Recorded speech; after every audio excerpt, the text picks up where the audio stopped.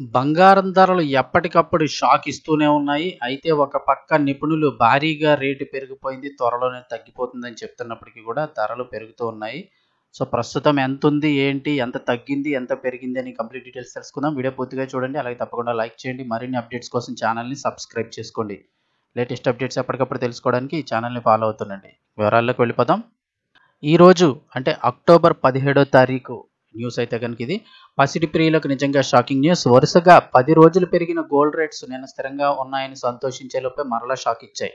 Bullion మార్కెట్లో ఈరోజు 1 gram 24 క్యారెట్ల బంగారం ధరపై రూ. 333 ఒకసారి పెరగగా 1 గ్రాము 22 క్యారెట్లపై రూ.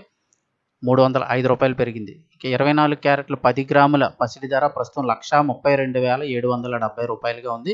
22 క్యారెట్ల 10 గ్రాముల ధర 1,21,700గా నమోదైంది. హైదరాబాద్లో చూసినట్టయితే కనుక ఇంచుమించు అదే ధర. అయితే ప్రస్తుతం దేశవ్యాప్తంగా కూడా బంగారం ధరలు బగ్గుమంటున్నాయి. రోజు రోజుకు పెరిగిపోతున్న ధరలతో సామాన్యుడికి పసిడి అందనంత దూరంగా వెళ్ళిపోతుంది.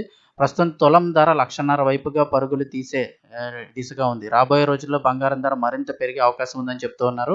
మరోవైపు వెండి ధరలు మాత్రం కాస్త ఊరటనిస్తున్నాయి. వరుసగా పెరిగిన వెండి ధరలు 2 రోజులుగా దిగొస్తున్నాయి. కిలో వెండిపై నిన్న 1000 తగ్గగా ఈరోజు 4,000 తగ్గింది. బులియన్ మార్కెట్లో కిలో వెండి 1,85,000గా కొనసాగుతోంది. హైదరాబాద్లో మార్కెట్లో కిలో వెండి ధర 2,03,000గా నమోదైంది. గత 2 రోజులతో పోల్చుకుంటే శుక్రవారం నాడు వెండి ప్రియులకు కాస్త ఊరట కలిగించిందనే చెప్పవచ్చు. పోనీ ఇంత పెరిగిపోతోంది కదా, 1,50,000 1,00,000 దాటి పరుగులు తీస్తోంది కదా, ఎవరు కొనట్లేదా అనుకుంటే కనుక ఇక్కడ మీరైతే చూడండి. జనం అయితే కనుక ఇదేమన్నా ఆ రేషన్ షాప్లో సరుకులు తీసుకునేందుకు వచ్చిన వారు కాదు. వీరంతా బంగారం కొనేందుకు ఇలా బారులు తీరారు. బంగారం వెండి షాపులు, హోల్సేల్ షాపులపై అయితే కనుక ఇలా లైన్లో ఉంటున్నారు.